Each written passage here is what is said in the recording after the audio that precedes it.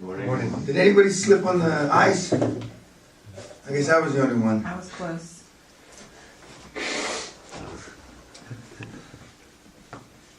So how was your bonding experience? Good. Don't all jump up at once and say how wonderful it was. Don't you have anything to say?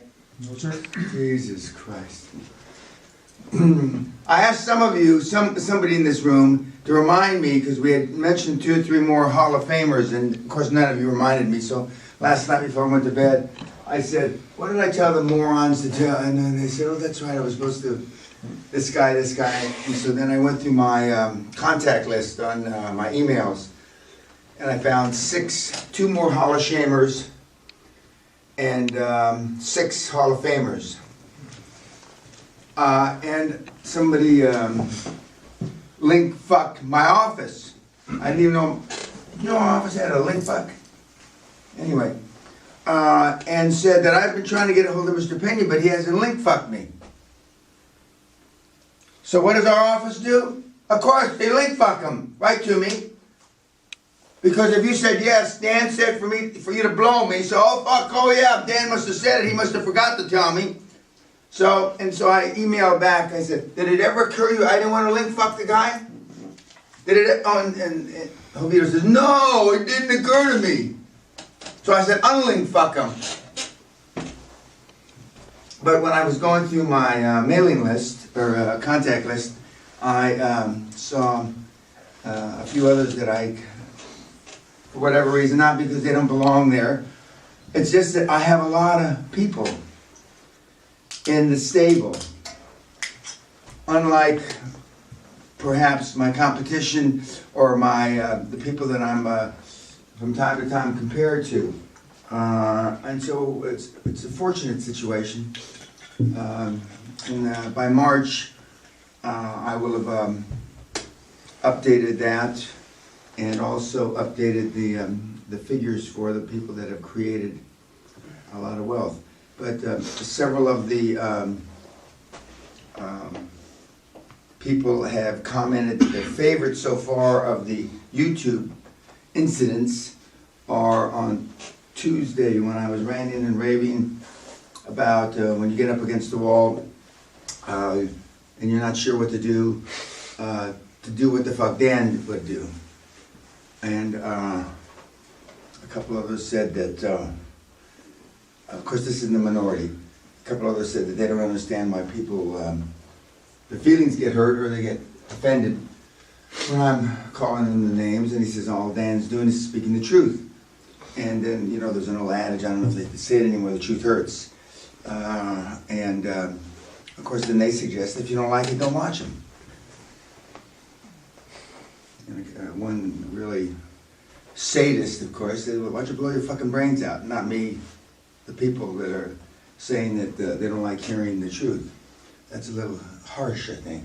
It's not very 21st century, is it? Who would ever say such a thing? I can't believe that a devotee of mine would say, go blow your fucking brains out if you don't like it. But at the end of the day, that's the truth. That's the truth. I don't think they should go, you know. I actually do, but on YouTube, I wouldn't say that. I wouldn't say that I think that they should go do that. Today, the last day, like I told you yesterday, the QLA seminar is like sex. The crescendo all comes at the end. We go to the whip. The 4 or 5 of the main 10 or 12 points all come today. We've been talking about your business plan, and your action plan. I call it a war plan. We're going to talk about sources of capital, where you get the money, angel networks, and I don't consider angels meaning people that you go to for venture capital, etc. And there's all kinds of methodologies, methods now to raise money to fulfill your dream. But the primary one, and as we've talked about and showed statistically and with a lot of data dating back a long, long time, are friends, fools, and family. That's where most people start. And the And you can't say families without saying lies. So most of the people that get money from families aren't telling 100% accurate story to their families to raise the money. Because if the families, now mom will give you, you know, some money and stuff like that, that's understandable. And less likely your dad, and even more or less likely is your brother and sister. But if you don't tell the truth, then there's a higher probability maybe you can get the money. Because when we diminish the truth, what we're really doing is diminishing the risk in their eyes. And when you diminish the risk in their eyes, then they don't think, they somehow, they factor in the fact, well, I'd like to do something for Jamie. And, you know, he is my cousin, my brother, blah, blah, blah, blah, my son. And the way he explains it is really not that risky, and so they go ahead and do it. Because that's a fucking lie. They had any brains whatsoever at all, they wouldn't give you a quarter. That's the truth.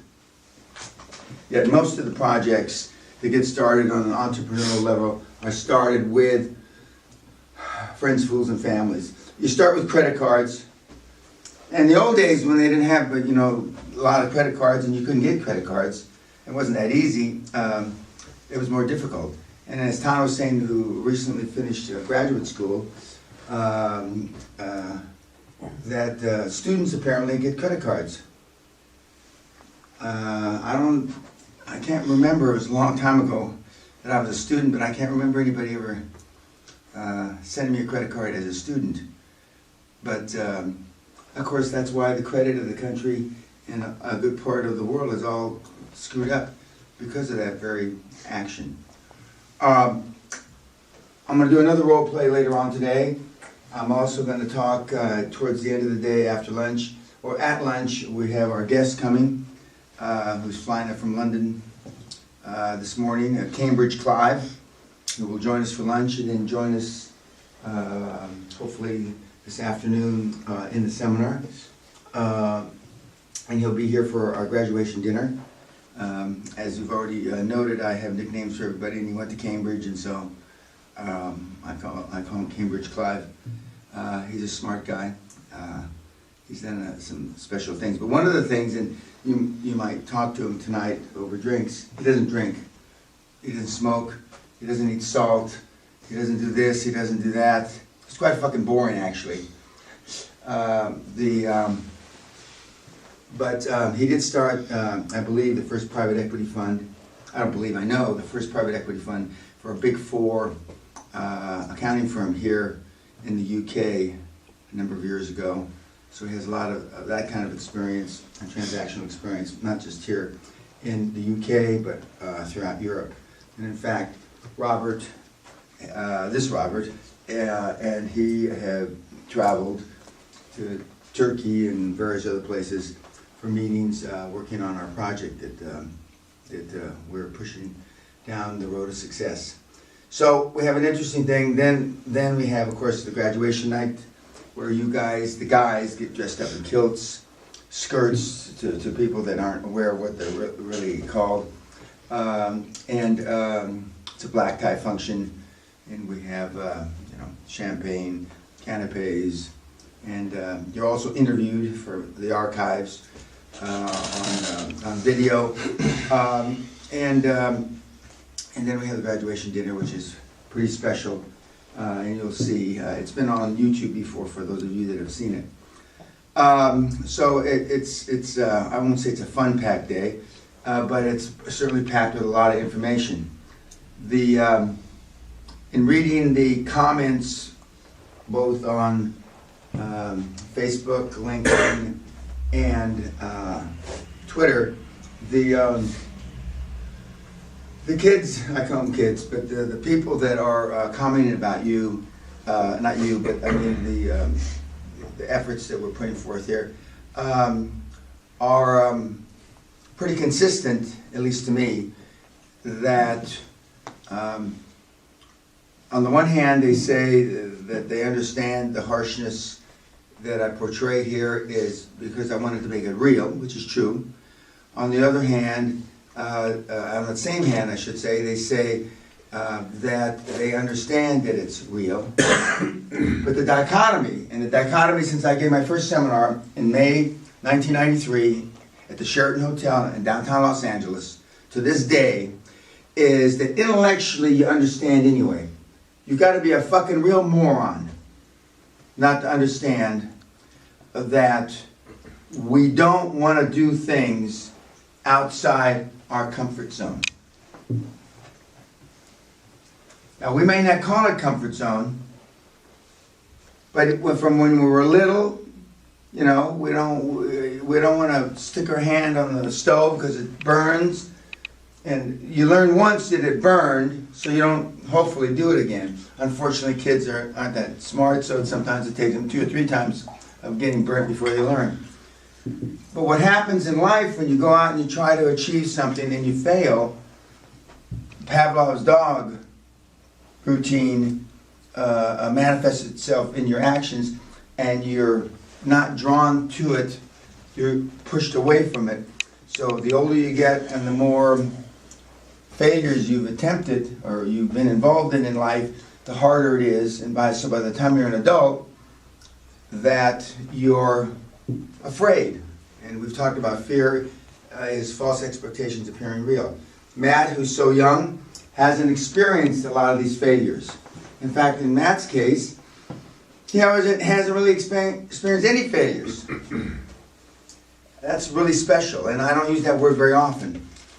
That's incredibly extraordinary. You know, to be sitting here with really no failures.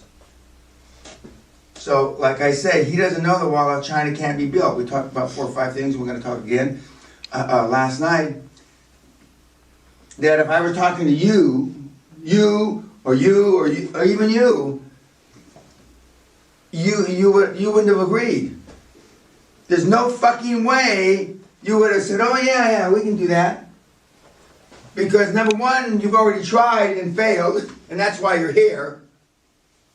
Or number two, just intellectually, you haven't tried, but intellectually, you know, shit, that's not possible. You can't build the fucking wall of China anymore.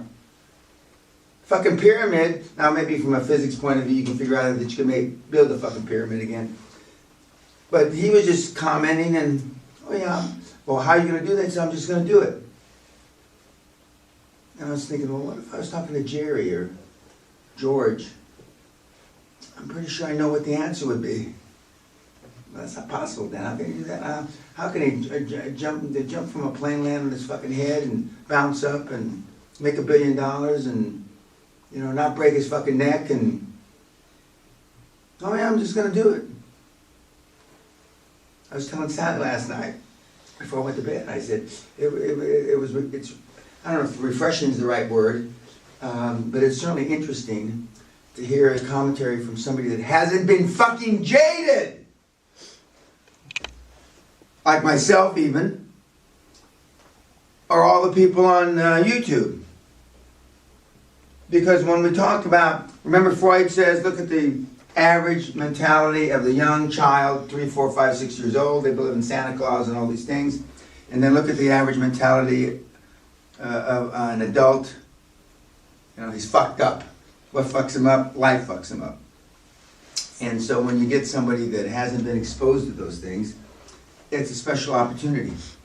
Now, all the people back there on the Hall of Fame, I haven't caught any of them that young.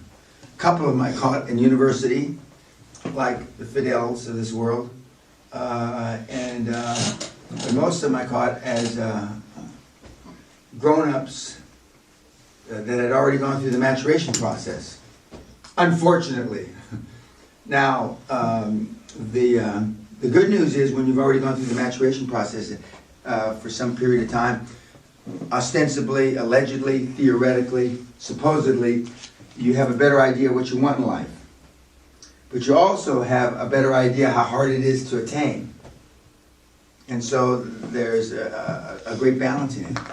So we're going to talk about that rest of that balancing act today. And whatever you want me to role play, I won't say whatever, but I mean, think about it, what you want to see me do vis-a-vis your future when you leave here to make it more, not easy, but easier, so you can have a mental image of, oh, that's what I'm gonna do, I saw Dan do it, etc. Okay? Any questions? Okay, guys, see you later. Thank you.